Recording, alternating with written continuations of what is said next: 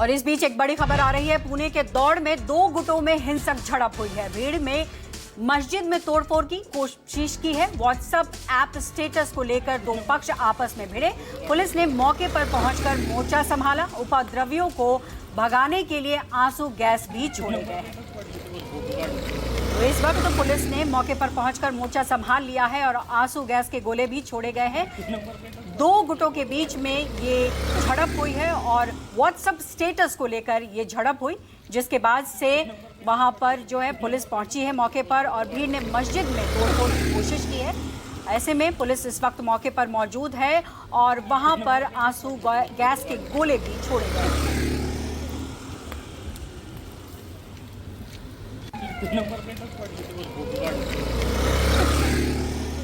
तो बड़ी खबर आ रही है पुणे से और पुणे की दौड़ में दो गुटों में हिंसक झड़प हुई है और यह कहा जा रहा है कि मस्जिद में तोड़फोड़ की कोशिश की।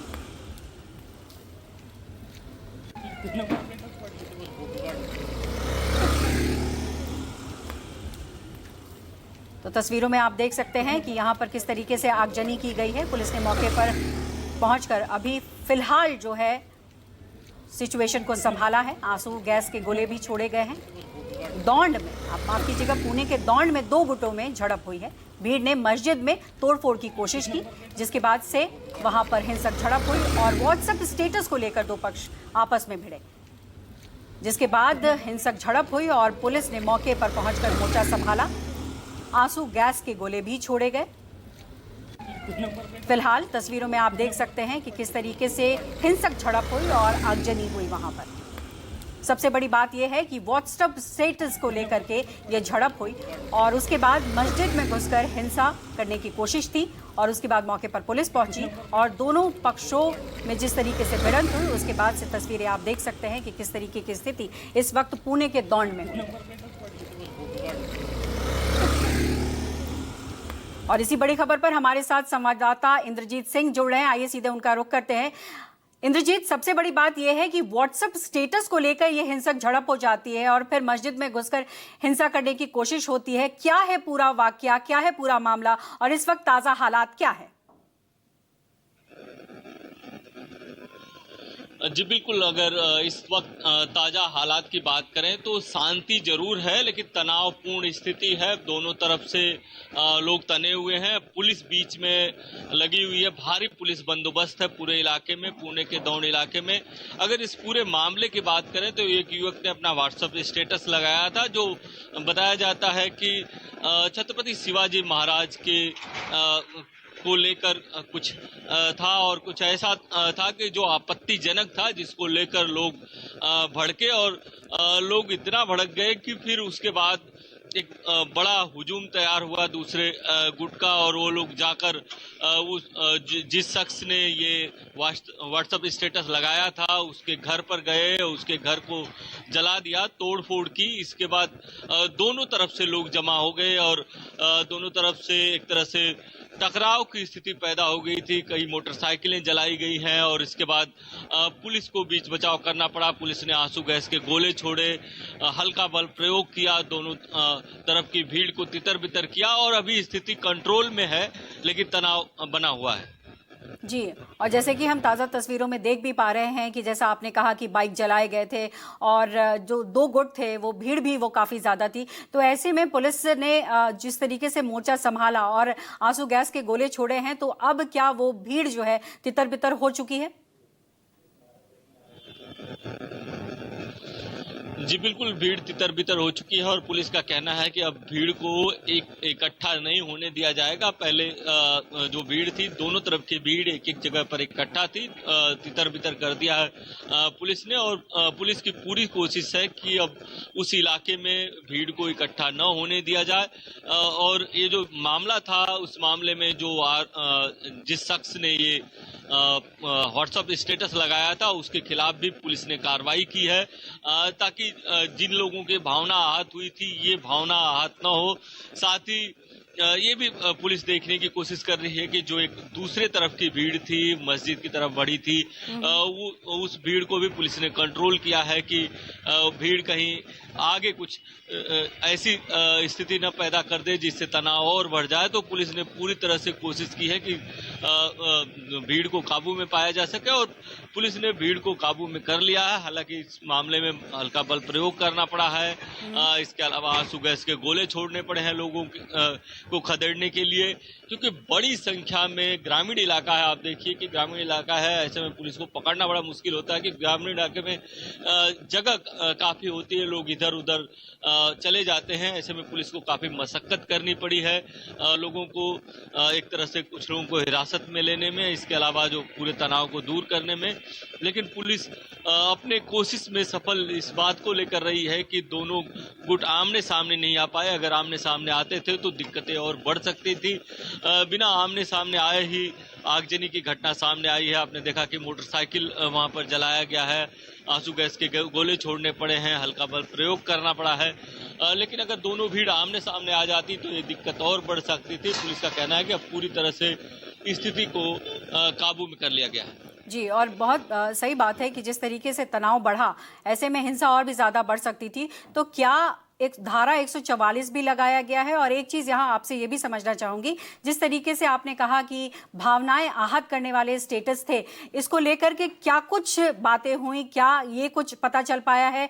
क्या बात थी जो दूसरा पक्ष नहीं चाहता था, और या जो पक्ष था वो एक दूसरे से क्या बहस कर रहे थे? ये युवक जो है, जो दूसरे गुट का था, उस युवक ने एक भावना आहत करने वाला एक व्हाट्सएप स्टेटस लगाया था, जिसको लेकर लोगों में गुस्सा भड़का और बड़ी संख्या में धीरे धीरे करके बड़ी संख्या में लोग जमा हो गए। फिर ये लोग उस शख्स के घर पर गए, वो शख्स वहां पर नहीं मिला, जिसके बाद इनकी संख्या लगातार और बढ़ती गई। फिर उग्र भीड़ ने वहां पर आगजनी की, उसके घर को जलाया, तोड़फोड़ की, आसपास कुछ पथराव भी किए। इसके बाद उसके तरफ दूसरी तरफ की जो भीड़ है वो भी जमा हो गई, तो दोनों तरफ की भीड़ जमा हो गई। उस भीड़ ने भी आगजनी किया, मोटरसाइकिल कहीं पे जली हुई आपको दिख रही है। इसके बाद तोड़फोड़ किया। इतने में पुलिस आ गई। पुलिस ने तनाव को देखते हुए भारी पुलिस बंदोबस्त, वहां पे आसपास की भी पुलिस आई। जमावबंदी कानून अभी लगाया गया है, यानी कि कोई भी 5 या उससे अधिक की संख्या में वहां पर जमा नहीं हो सकता। जमावबंदी कानून लगाया गया है और स्थिति पूरी तरह से नियंत्रण में है अभी। ओके, इंद्रजीत, ये भी बताएं कि पुणे के दौंड इलाके के आसपास या पूरे इलाके में ही इस वक्त पुलिस जो है वो निगरानी रखे हुए है, या फिर अभी जो है सिचुएशन सिर्फ जहां झड़प हुई थी वहीं पर नियंत्रित किया गया है? बिल्कुल, उस पूरे इलाके में जो झड़प का इलाका है उसके आसपास लगभग करीब करीब 1 किलोमीटर के दायरे में पूरी तरह से जो एक गांव है, उस गांव में पूरी तरह से पुलिस निगरानी रखे हुए है। और जहां पे झड़प हुई थी और जहां पे टकराव की संभावना ज्यादा थी, वहां पे ज्यादा पुलिस बंदोबस्त है। वैसे पूरे गांव में इस समय पुलिस बंदोबस्त है और पुलिस पूरे गांव में जमावबंदी लागू की है, अगर पूरे 1 किलोमीटर के दायरे की बात करें तो। और कहीं पर भी लोगों को जमा नहीं होने दिया जा रहा है। साथ ही जो स्थानीय बड़े लीडर हैं वो भी अपील कर रहे हैं, शांति बनाए रखने की अपील कर रहे हैं, और साथ ही कह रहे हैं कि जिसकी भी गलती होगी इस मामले में उस पर कार्रवाई होगी, जो दोषी होंगे उस पर कार्रवाई होगी। क्योंकि जिस शख्स ने ये आपत्तिजनक ये स्टेटस लगाया था उसके खिलाफ पुलिस ने केस दर्ज कर लिया है। साथ ही उन लोगों पर भी केस दर्ज किया जा रहा है जिन लोगों ने उसके घर पर आगजनी की, तोड़फोड़ की, उन लोगों पर भी केस दर्ज किया जा रहा है। साथ ही ये भी पता लगाने की कोशिश की जा रही कि जो रोड पर मोटरसाइकिल जली है उस किस भीड़ ने जलाई, किसकी मोटरसाइकिल है, क्या किसी को इस मामले में कोई चोट आई है, ये भी देखा जा रहा है। लेकिन फिलहाल पुलिस ने बल प्रयोग करके पूरी स्थिति को कंट्रोल में कर लिया। जी इंद्रजीत, सबसे अहम बात यह है, जैसा कि आपने कहा कि भावनाएं आहत हुई हैं, और ऐसे में जिस तरीके से हिंसा हुई है, बाद में भी हिंसा ना हो इसको लेकर के पुलिस बेशक निगरानी रखे हुए है। लेकिन क्या गांव में लोगों को अपील की जा रही है कि ऐसी चीजों पर ध्यान ना दे, क्योंकि ऐसे में एक छोटी सी बात हिंसा को फिर से भड़का सकती है। तो पुलिस जो है क्या लोगों तक ये संपर्क साध रही है, लोगों तक ये सूचना पहुंचा रही है? जी बिल्कुल, पुलिस के सीनियर ऑफिसर वहां पे पहुंच चुके हैं। जो स्थानीय लोग, ऐसे लोग हैं जिनकी ज्यादा लोग सुनते हैं, यानी रिस्पेक्टेड लोग जो हैं, उनसे पुलिस बात कर रही है और उनको समझाने की कोशिश कर रही है। इसके अलावा सामूहिक अपील भी की जा रही है कि अफवाहों पर ध्यान न दें। अगर आपको कुछ लगता है कि कहीं कोई दूसरा पक्ष आपके साथ ज्यादती करता है तो आप पुलिस के पास आए, पुलिस उस पर एक्शन लेगी और जो भी दोषी होंगे, चाहे जिस तरफ के भी होंगे, दोनों पर कार्रवाई की जाएगी। तो पुलिस की पूरी कोशिश ये है कि दोनों गुटों का जो टकराव न हो, और इसलिए पुलिस दोनों ही पक्षों के जो एक तरह से रिस्पेक्टेड लोग हैं उनसे बात कर रही है और कोशिश कर रही है कि जो उग्र लोग हैं उनको उनके द्वारा मनाया जाए, उनके ही लोगों के द्वारा मनाया जाए। ये भी पुलिस कोशिश कर रही है। साथ ही सख्ती भी बरत रही है कि जो उपद्रवी हैं, एक तरह से कहें कि दोनों तरफ के जो उपद्रवी हैं उन पर भी शिकंजा कसा जा सके, उन पर केस दर्ज किया जा सके, अगर मिलते हैं तो उनको हिरासत में लिया जा सके और उनकी भी साथ साथ पहचान की जा रही है।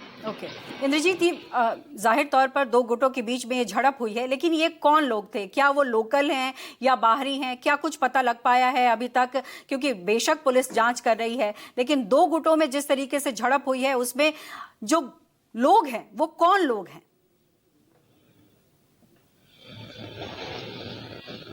जी बिल्कुल, जो अभी तक जो जानकारी आ रही है उसके मुताबिक ज्यादातर स्थानीय लोग थे, लेकिन कुछ बाहरी लोगों की भी खबर है। क्योंकि जैसे ही ये व्हाट्सएप स्टेटस वाली बात फैली, जो गांव के लोग तो एक साथ जमा हुए ही, आसपास के गांव के लोग भी एक दूसरी तरफ जमा हो गए। और इसके बाद जब इस भीड़ ने उसके घर पर जिसने कि ये व्हाट्सएप स्टेटस लगाया था, उसके घर पर आगजनी की, तोड़फोड़ की, इसके बाद जो दूसरी तरफ की भीड़ जमा हुई, उधर से भी मैसेज भेजे गए हैं। उधर से भी बताया जाता है कि दूसरे गांव तक मैसेज भेजे गए हैं। कुछ बाहरी लोगों के आने की खबर है, लेकिन अभी तक ये पूरी तरह से पुख्ता नहीं कहा जा सकता कि कितनी दूर से लोग आए थे।